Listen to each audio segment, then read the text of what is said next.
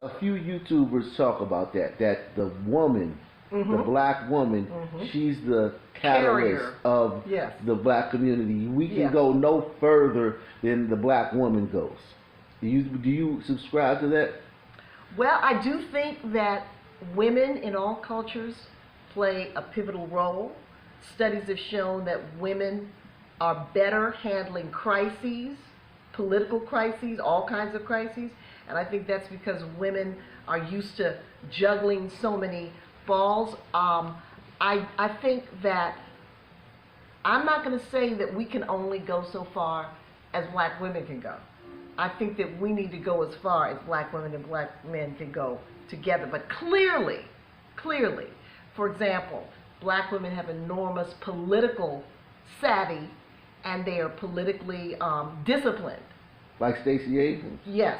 and people Yes. like that. No Okay. matter what, you think, but you have to give her props. There's no black man Stacey Abrams.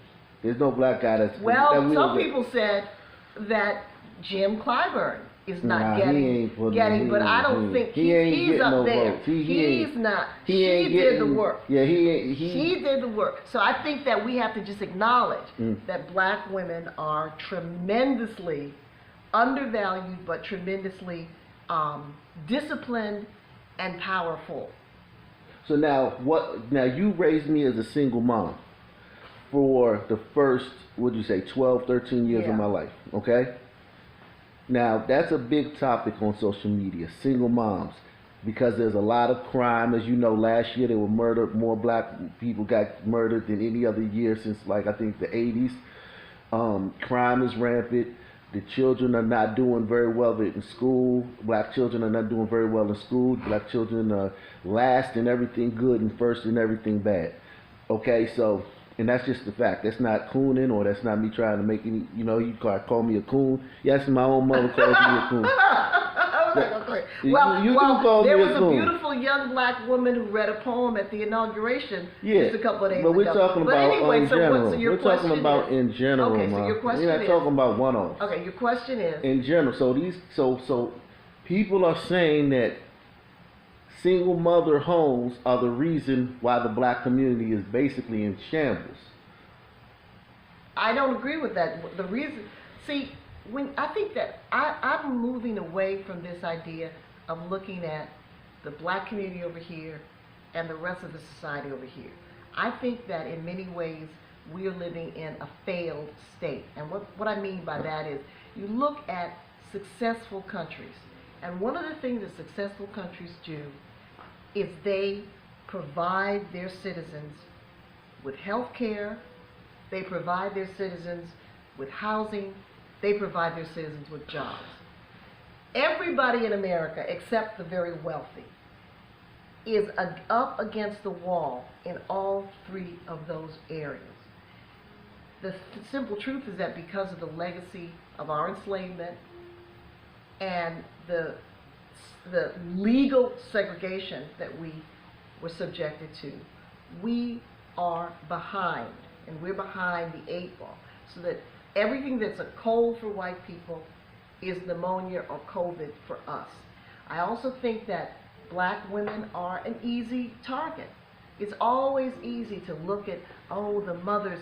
People don't talk about black mothers like me who raised you successfully for many years, or the single mother who was the mother of the young lady Amanda Gorman who read that incredible poem. Yeah, but And so that let me finish. Okay. We have to talk about the economic foundations of this country that make it so difficult for people to establish healthy families. There's nothing there's no gene that makes black men not want to marry, not want to be present in their families. And in fact, statistics actually show that even in single parent situations, more black men are present in the lives of their children, even if they're not married to the women, than they get credit for. So that a lot of these statistics that are floating out around here that are doom and blah, blah, blah, I don't necessarily buy them. Well, now, what are you seeing in your own family? Now, in your own family, as with me, I'm married, but I'm the only person out of all of the kids on the Murray side that is married. Now, if you go to the Reed side, you have some marriages. You know what I'm saying? You have some marriages, but it's a mixed bag. There are a lot of single mothers that you're around on a basis, like especially here in DC. Yeah. Okay. You're around a lot of single. And the other thing about single mothers is that there has been a total paradigm shift in the last 40 years. More white women of all classes are becoming single mothers. Yes, it is true that probably about 3/4 of all black children are born Out of into wedlock. single parent mothers. But more and more white children are also born to single parent mothers. Now, here's the thing about that, though. The majority of here's the thing that I want you to touch. 77% of black women are black women are raising their children as single mothers, but 92% of white women who have children with black men are single mothers. What do you attribute that to? I have no idea what that means. So what I'm saying is the common denominator there is It's the black man. right, but it's black women are having a better go at it and there's this exaltation. And you go into pop culture and on YouTube and the internet. I'm surprised at that, because you would think that it would be that black men would have more of a commitment. Actually, this is going to sound kind of crazy, to white women. Well, that's not crazy, because they uplift yeah, that. yeah. Yes, they uplift that. But I don't think that we live in a society that culturally anymore thinks that marriage is a big deal. Look at young millennials. They're not even thinking about marriage. They get together, they live together. Marriage is one reason marriage is the last thing on their mind is economically. They're burdened with debt when they come out of college. The economic system is very constantly changing. It's hard to get stability. Marriage takes money. But Ma. So I think that there's several slaves things. got married. They jumped the damn broom.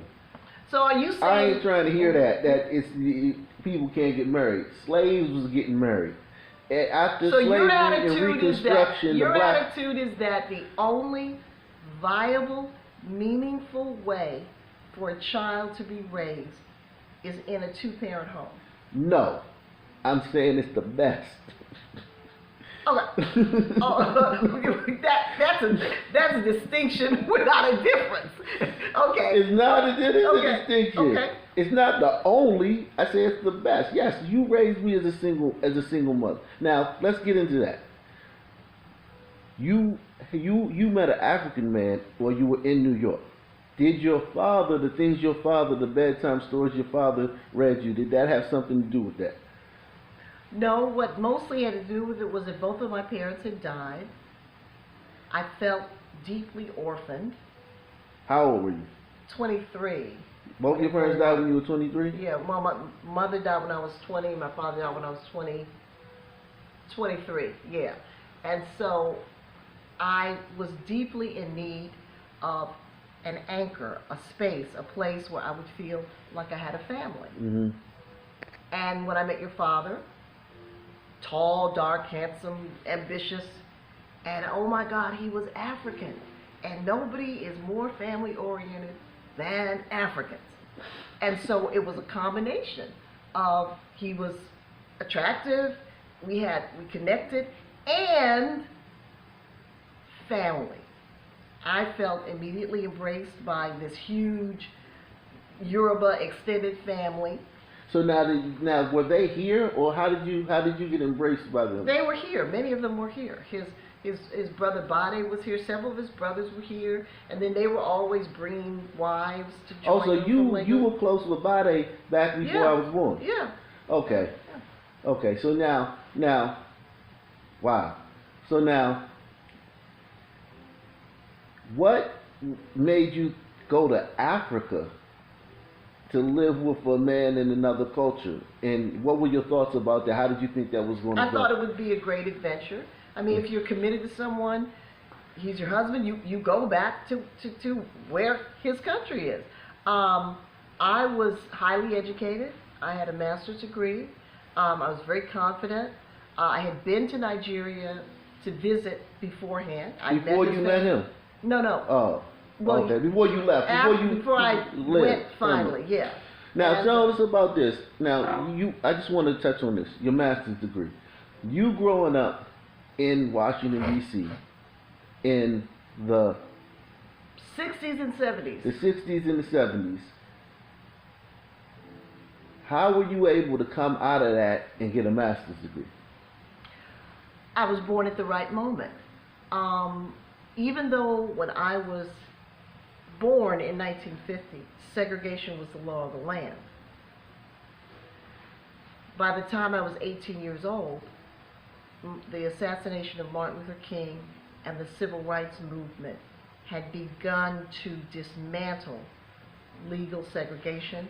The assassination of Martin Luther King made these white institutions realize that they had to open up, and so that by the time I graduated from high school, oh my gosh, I was a smart young kid in the DC public schools. I got a free ride to American University. I would have gotten in anyway, but I just wouldn't have had the money. But suddenly there was money. And after American University, I went to Columbia University. And to show you what the difference in age and how times have changed, 1 year at Columbia University in New York cost $5,000. Wow. 1 year. Wow. And I got a grant from Gulf Oil, Mm-hmm. and they paid for everything. They paid for my tuition, my apartment, books, everything. $5,000. So the doors were opening. And what you have now is you have, in the 50 years that have gone by, you've had actually doors closing because the economic inequality is so great that it's just really harder for people to go to college these days. Now, Mom, it hasn't kept up. when you came home, when we came back from Africa together. So we're gonna touch on that later. But we ended up coming back from Africa. How old was I? You were a year old. I was 1 year old when we came back to Africa, just me and you. We're living in apartment building in Boston, in Roxbury, right?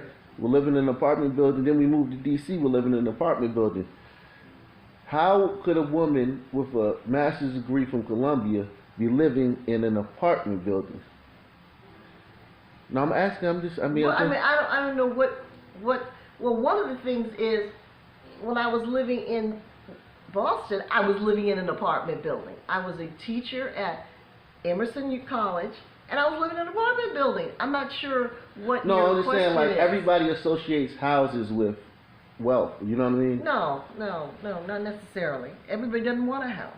Okay, so you didn't want a house. There came a point when I did want a house, and when I decided I wanted a house, rented one on Upshur Street, and Shepherd. yeah, Shepherd Street, right. And then I met Joe, and he had several houses. So So that took care of that. marriage took care of marriage helped you financially move to that next level. Yes, but I would have been able to do it anyway because I was a university professor, and I was also writing books. So if I had not met Joe, I would have been able to purchase a house on my own. Right, but when we were growing up, we didn't have a car, and I'm not complaining. I'm just talking about the things, okay? We didn't have a car, and we lived in an apartment, and I wasn't wearing Versace name brand clothes and all this stuff. So, do you feel like college sometimes may be overrated?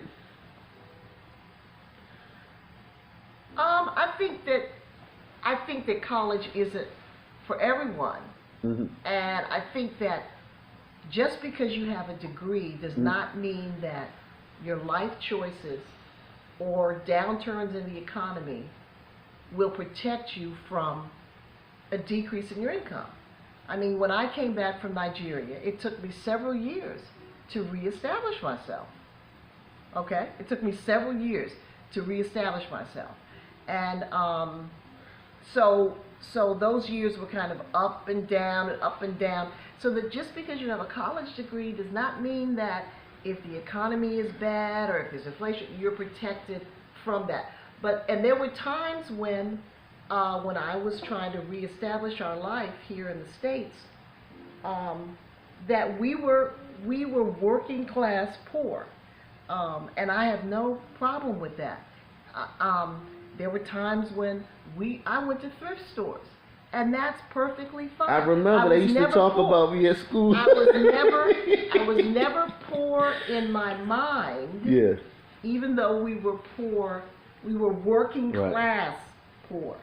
And so then things got better. I got a good job at George Mason University. And So now the working class poor thing. I remember eating one time we had the government cheese in the house and whatnot, and then in the bologna with the red thing around it and all that stuff, and then it was like it was gone. We didn't have that anymore. How did you go from being on government, basically what they call government cheese, to first of all you got a master's degree, you're on government cheese. You can't because of the level of education I had. So basically you're saying that Because no of matter my- how low you went, Yes. you still had your education. Yes, and Okay. once things got better, I was able to use that education to get better jobs. Mhm.